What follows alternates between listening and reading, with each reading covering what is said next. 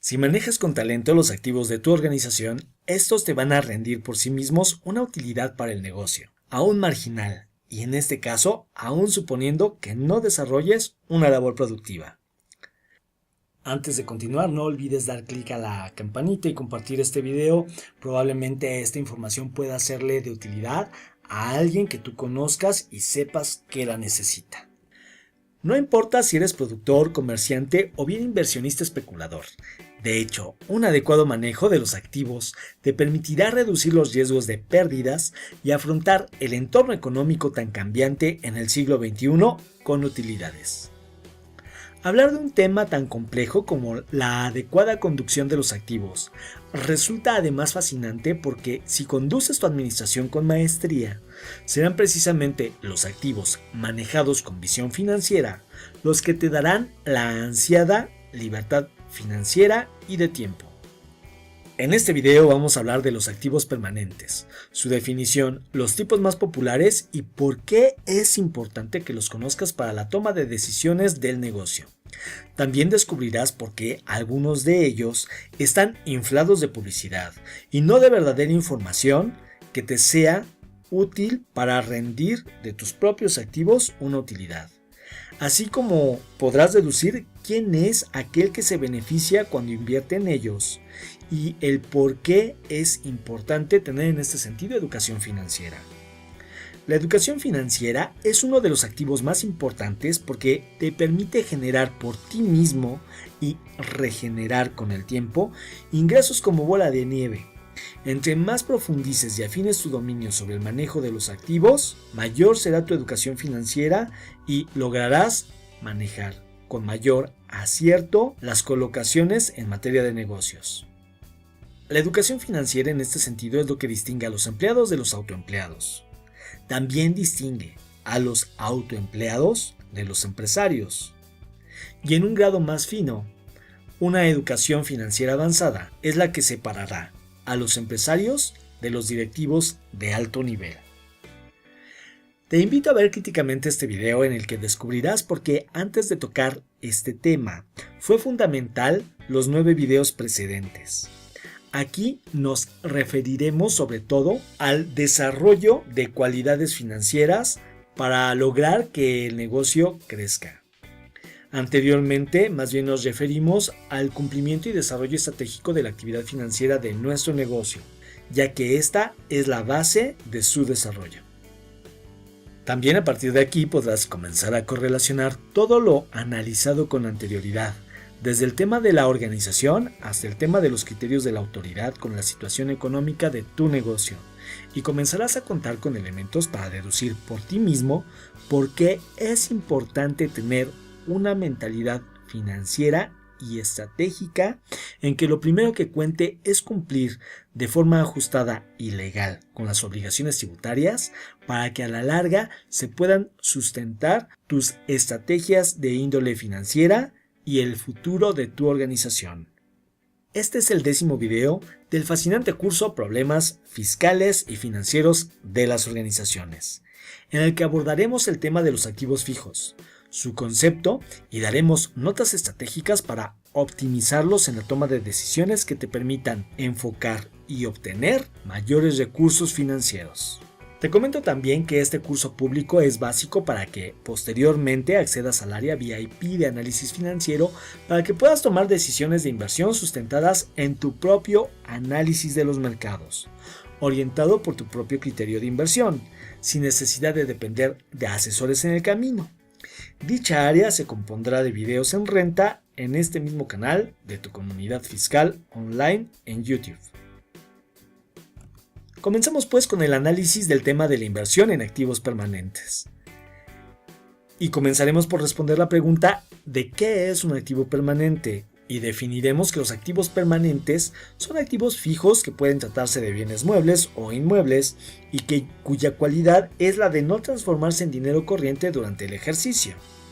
Sin embargo, en todo caso, los activos permanentes tienen por función el ser de utilidad para el desarrollo de las actividades de la organización. Ahora bien, el hecho de que los activos fijos implique un conjunto de bienes indispensables para que cotidianamente nuestra organización realice nuestras actividades, no quiere decir que se quedarán, por lo tanto, en nuestro negocio en tanto dure la existencia de estos, sino que rendirán frutos cuando se enajenan para obtener de ellos alguna utilidad. En tal sentido, no todos los activos permanentes rinden los mismos frutos cuando se venden. En la siguiente lista de ejemplos estaremos detallando cada uno de ellos y la diferencia precisamente en relación a dicha utilidad. Por ejemplo, el primer aspecto, los edificios. En el caso de los inmuebles, corre aparte el valor del terreno y el valor de la construcción. El valor del terreno, al ser un bien escaso por excelencia, ya que no puede reproducirse, siempre tenderá a ir su valor hacia el alza. En cambio, el valor de la construcción tenderá a depreciarse.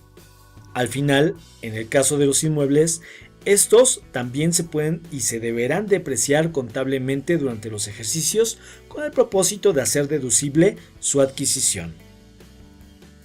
Si después de 10 años dichos edificios resultan ser enajenados, entonces la utilidad ya no se encontrará grabada del impuesto sobre la renta porque dichos ingresos se encontrarán libres de este impuesto precisamente gracias a la depreciación. Por lo que hace a las piezas de arte, es muy importante concientizar que el mercado del arte es un mercado sui generis con reglas especiales. Tanto el arte como las artesanías tienen la cualidad de irse apreciando y no de demeritarse con el paso del tiempo. Por lo tanto, a diferencia de lo que hace con los edificios, al final cuando una pieza de arte se enajena, el precio resultante implicará que la persona que era su propietario tenga que pagar el impuesto sobre la renta relativa. No importa en este sentido si el artista es meritorio o no, si se trata de una pieza de arte o no, pues como mencionamos, tanto arte como artesanías tienden a apreciarse.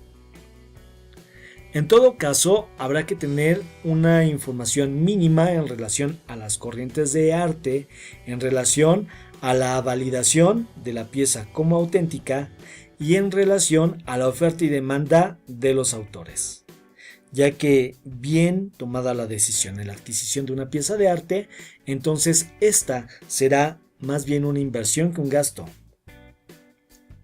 Igualmente, el arte podrá ser deducible o no dependiendo del nivel económico del contribuyente y del lugar geográfico donde se encuentre el negocio. Y en caso de que se acredite que la pieza es indispensable para el ambiente de negocios que está realizando así el empresario. Por lo que corresponde a las inversiones en bolsa, igualmente, como en el mercado del arte, se requiere una profunda información en relación a el subyacente que se adquiere. Dicha información debe de ser del entorno económico en que se hace la adquisición.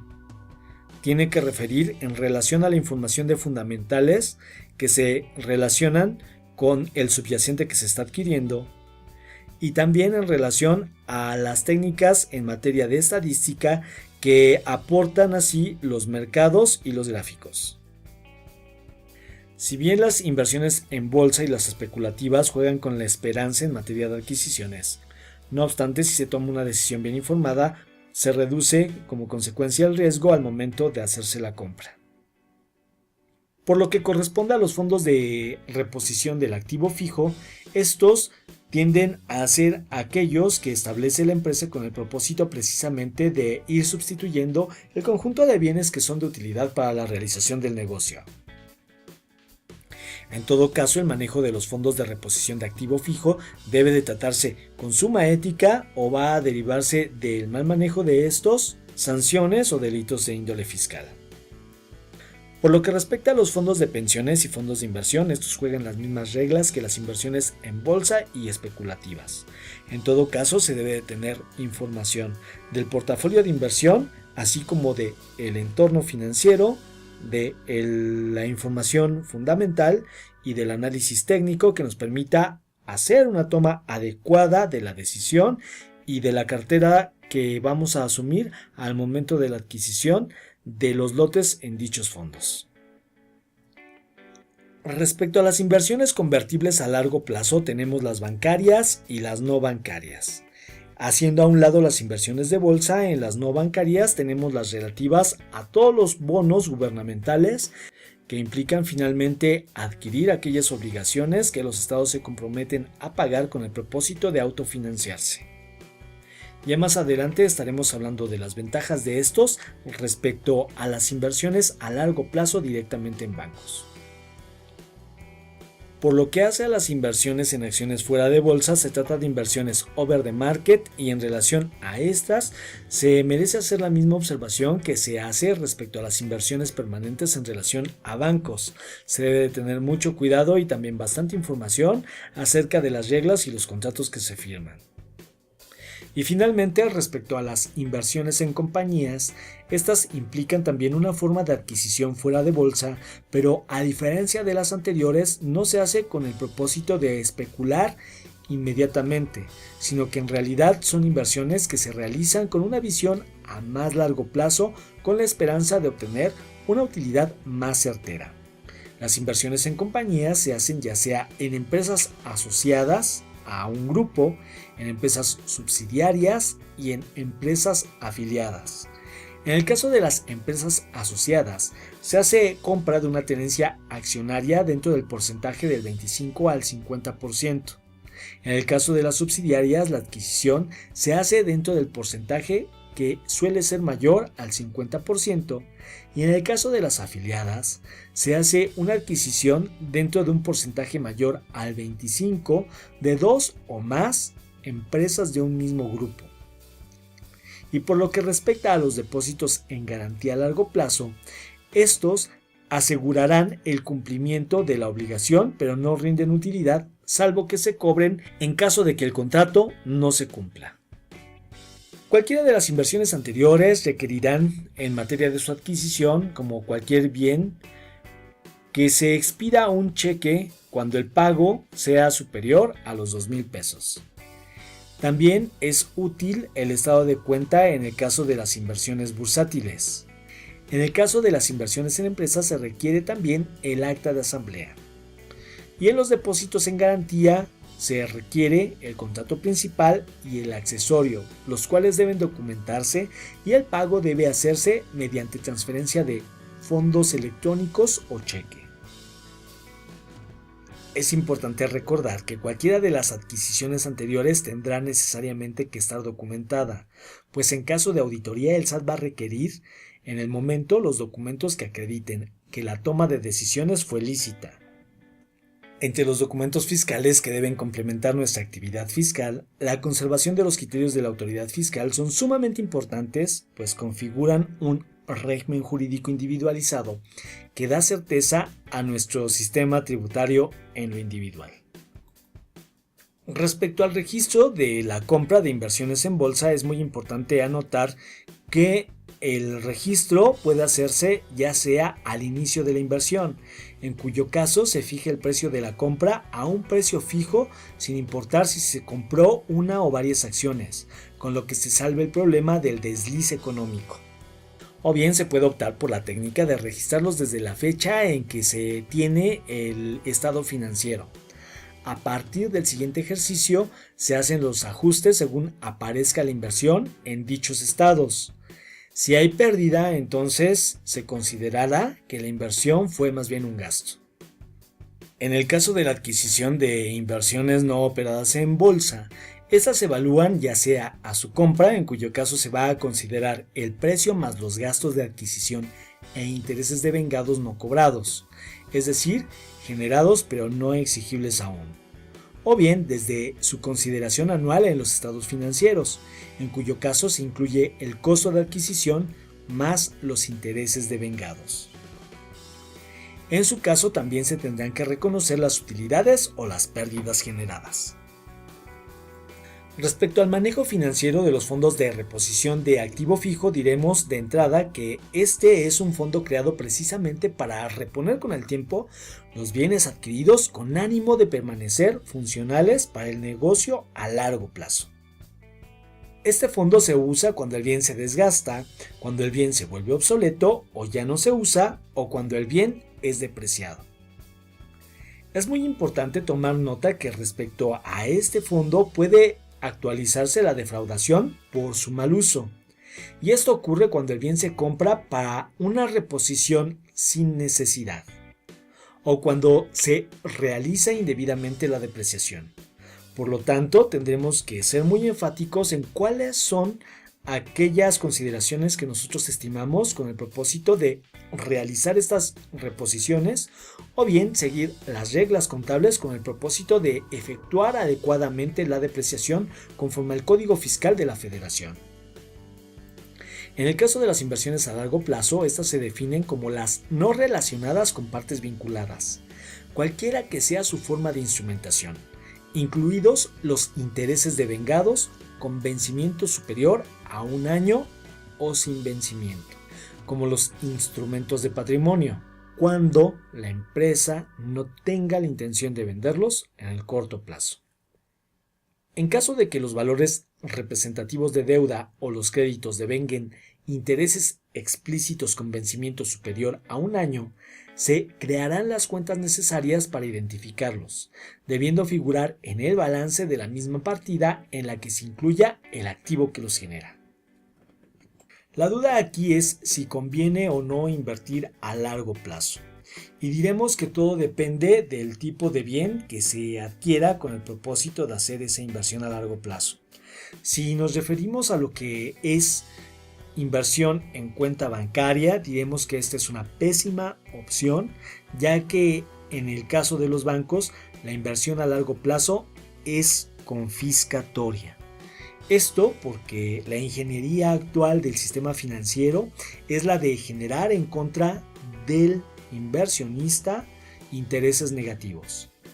¿Qué es un interés negativo? Aquel que va a consumir lentamente el dinero que tú depositaste en el banco. Por supuesto, en el caso de México no se aprecia muy bien la acción confiscatoria de los bancos, ya que nuestra moneda no es una divisa internacional fuerte. Por lo tanto, al dejarse un peso en el banco, el día de mañana seguirá habiendo en nuestro haber de esa cuenta ese mismo peso.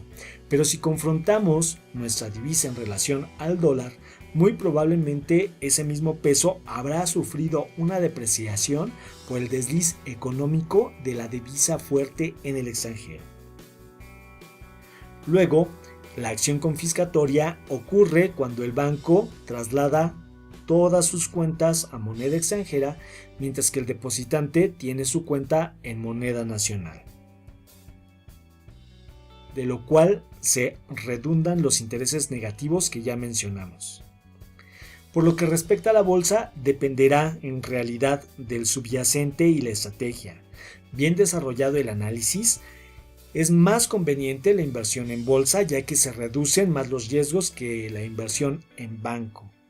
Pero se debe de tener conocimiento financiero, así como también la psicología adecuada, ya que no es el mismo perfil que se requiere en una inversión en bolsa que aquella inversión que realiza una persona directamente en el banco o en un negocio físico. Las psicologías son diferentes y no se puede tener certeza absoluta de la utilidad, ni siquiera rumbo del mercado. Si acaso de lo que se puede tener certeza es de la información a partir de la cual se tomó la decisión. Por lo tanto, una inversión en bolsa requiere igualmente mayor madurez psicológica por parte del inversionista. En el caso de la inversión en acciones fuera de bolsa, hablaremos primero de la compra directa de acciones en empresas. Esta compra permite ser fundador o tomar parte de la asamblea de accionistas con toma de decisiones o solo como consultor con voz. En ese sentido, tendremos que estudiar antes toda la integración legal de la empresa en la que deseamos invertir con el propósito de conocer de extremo a extremo nuestros derechos y obligaciones. Estas inversiones permiten observar de cerca el funcionamiento de la sociedad y conocer los balances en la realidad. También permite la venta rápida de las acciones tipo B o de letras subsecuentes a la letra A según lo que haya en acta constitutiva y si así lo ordena y lo permite precisamente la propia acta. De ahí la importancia de conocerla. La compra de acciones fuera de bolsa Es el paso de transición a la libertad financiera, lo mismo que la inversión en acciones bursatilizadas. Las desventajas tanto de las acciones fuera de bolsa como de las bursatilizadas es que no dejan de ser un riesgo finalmente porque se tiene un negocio que lo mismo puede tener utilidades o un balance negativo. Pero como hoy están las cosas, es más riesgo en realidad tener un trabajo o tener el dinero en el banco, dado los intereses negativos que también operan en relación al salario. O peor aún, tener una sola fuente de ingreso. Contablemente habrá que considerar el riesgo de no invertir en una sociedad anónima. Y por lo que refiere a la inversión en acciones bursátiles, es muy importante considerar las inversiones over the market. En este caso, nosotros operaremos en la compra de acciones en la cual la contraparte va a ser la propia casa de bolsa que nos está enajenando dichas acciones. La desventaja de operar en el mercado over the market es que tendremos a la casa de bolsa de contrapartida y muy seguramente sus intereses de que el balance quede finalmente en verde desde la postura específica para la propia casa de bolsa. Así como puedes observar, finalmente en la operación de todos los activos permanentes se requiere finalmente información. Ya sea que sean activos permanentes con el propósito de operarlos para la propia sociedad o ya sea de otro tipo de activos permanentes que se manejen como inversiones. En todo caso, va a ser la información la que hará la diferencia de una inversión con rendimientos de otra que no los tenga. Y entre más especulativa sea la inversión, igualmente se requerirá mayor compromiso psicológico por parte del inversionista. Es por eso que ahora te invito a suscribirte a tu comunidad fiscal online, ya que en este canal, además de la información que ahora se trata, estaremos dando constantemente información a través de estos videos que te permita a ti asumir una toma de decisiones e igualmente formarte en este importante ámbito de la actividad empresarial con el propósito de que puedas tú hacer tu negocio de manera informada. Deseo este video te haya sido de utilidad, no me resta más que despedirme y desearte excelente día. Hasta luego.